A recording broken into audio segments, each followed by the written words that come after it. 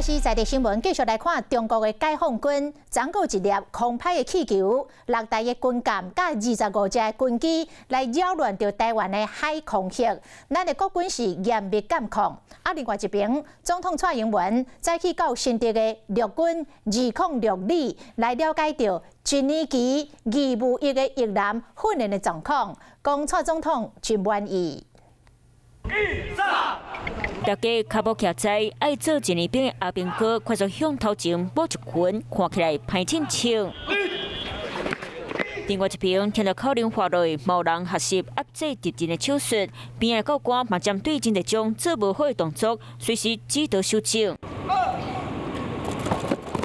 个阿兵哥用卡只片挡伫咧涂骹来保护角旗，步机战斗过程摔倒被弄个受大黑。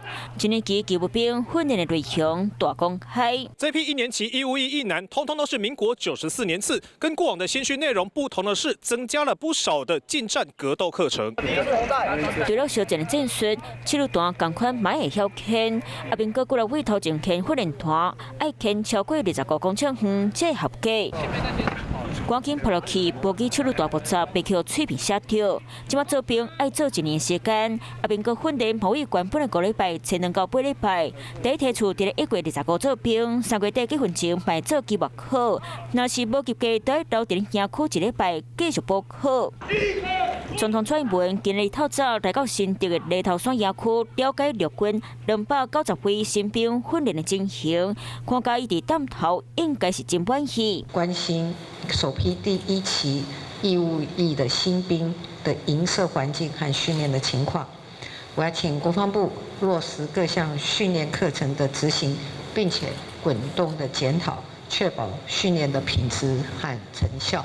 不过，中国解放军昨个派出6架次军舰和25架次军机，扰乱台湾4周围的海空域，其中13架次下过海峡中线和延伸线，下过中线还有飞伫咧半空中的机危险。国军透过军机、军舰和反舰飞弹系统，严格监控应对。